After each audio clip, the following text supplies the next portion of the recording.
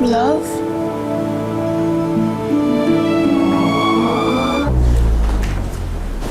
Ikaw na naman? Ipapapulis na kita, ah! Ano ba dapat kailangan mong marinig para maniwala ka na you're not welcome here? Sorry. Gusto ko lang naman bumawi sa ginawa ko sa'yo kahapon eh. Ito, bumili ako ng espresso machine para sa shop mo. Hindi ko kailangan yan. Eh, maraming customers pupunta dito, hanap nila espresso. Tapos wala kang espresso machine. Sabi din nila, yung dating barista dito, magaling gumawa ng mano-mano. Alam mo naman na kapag naging stable na yung income ng coffee shop natin, bibiliin ko na yung espresso machine na gusto mo. Talaga?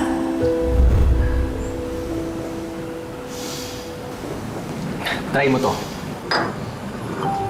Go.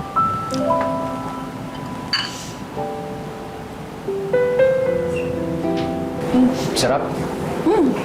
Masarap. Actually, matagal na namin gusto bumili ng espresso machine.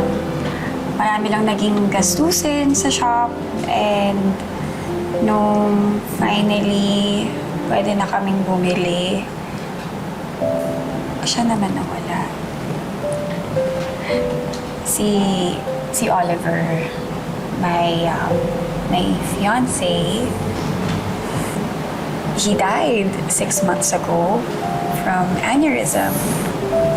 It was while he was driving at pumutok yung ugat niya sa batok. And he got into an accident. I'm sure I must have been a kind and generous guy. Oh yeah. He taught me everything I know. And sa totoo lang, hindi ko alam kung anong gagawin ko kapag wala siya. And he knows this. I told him every day when he was alive. Jesse, can I just say, thank you so much for the espresso machine and thank you sa pagtulong mo dito sa shop. Oo, Alexa. Maliit na bagay yun kumpara sa... Sa? Wala. Kumpara sa pagpayag mo na tumulong ako sa'yo dito. Oh. Paturo ulit, paano kasi yung pag-i-extract mo na? Kailangan mo lang ito, itataas mo to. Dapat sakto-sakto siya para hindi